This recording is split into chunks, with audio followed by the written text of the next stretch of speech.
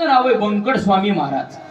खरं सांगा, बंकट स्वामी महाराजांनी ही सप्त्याची परंपरा सुरू केली. 7 दिवसाचा सप्ताह.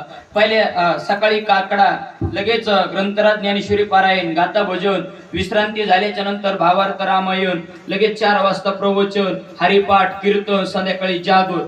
ही परंपरा बंकट स्वामी महाराजांना घालून दिली. आणि पहिल्या दिवशी येणाऱ्या कीर्तनकाराला, दुसऱ्या दिवशी येणाऱ्या कीर्तनकाराला, प्रत्येक कीर्तनकाराला काही नियमदंड घालून दिले. पहिल्या दिवशीच्या कीर्तनकारानं भगवंताचं स्वरूप, भगवंताच्या नामाचा अधिकार समाजाला सांगावा. दुसऱ्या तिसऱ्या दिवशी येणाऱ्या कीर्तनकारानं संतांचे आपल्यावर काय उपकार आहेत, संतांचा अधिकार काय, संतांचा महिमा काय, हे संतांचं महात्म्य दुसऱ्या तिसऱ्या दिवशी येणाऱ्या कीर्तनकारानं सांगावं.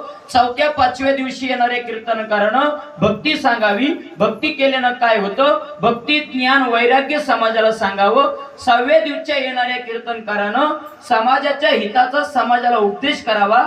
बाबांना काय केल्यानं काय होतं, काय नाही केल्यानं काय होतं. आणि 7व्या दिवशीच्या येणाऱ्या कीर्तनकारानं 7 दिवस केलेल्या सेवेचा मोह बदला, म्हणजे भगवंताकडे मागणी करावी.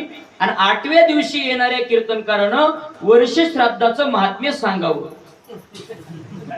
नाही तरी होच म्हणते बघा ना, तरी होच म्हणते. म्हणजे 8व्या दिवशी येणाऱ्या कीर्तनकारानं श्रीकृष्ण परमात्म्यानं गोकुळामध्ये केलेल्या चरित्राचा उच्चार करून दहीहंडी फोडून त्या सप्ताहाचा सांगता समारोप करावा, सर्वांना प्रसाद द्यावा.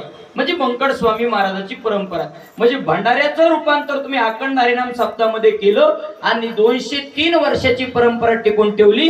द्यावे तेवढे धन्यवाद. तुमच्या करताच तुम्ही एकदा टाळ्या वाजवा.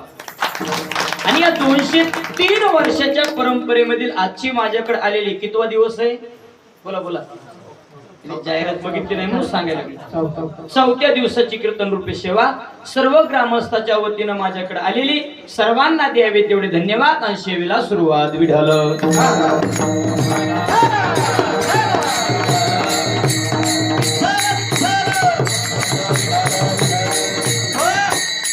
आज सप्ताहातील 4था दिवस आहे.